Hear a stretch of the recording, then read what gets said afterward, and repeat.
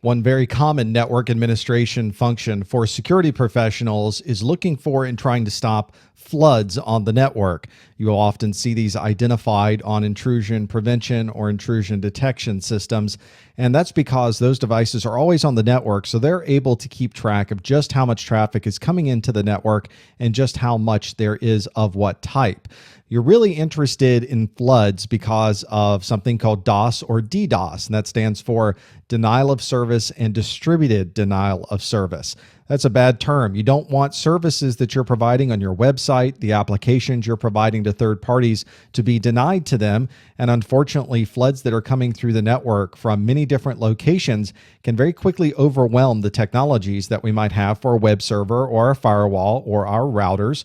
And because of that, we have to keep track of this. And if we happen to see a large number of denial of service or distributed denial of services that are coming from many different places, then we'll need to somehow start affecting that in some way, turning them off, making sure that the services that we're providing continue to be available to everyone.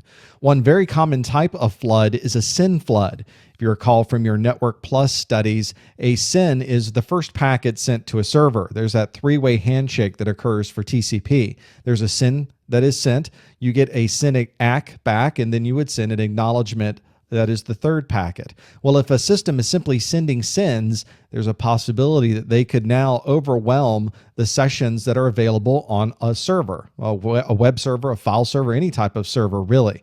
So keeping track of just how many SYNs are coming in can give you an idea on if somebody's really trying to attack you or not. And if the number of SYNs suddenly spikes up and starts using up more resources than you would like inside of your servers or inside of your firewall or inside of your router, you now have something that you can do to prevent some of that from happening. So you need to look at those opportunities that people might have to flood your network with SYNs and keep track of that as just another thing that would be available. Normally, your firewalls are going to block that right at the firewall, so hopefully your services will not be affected.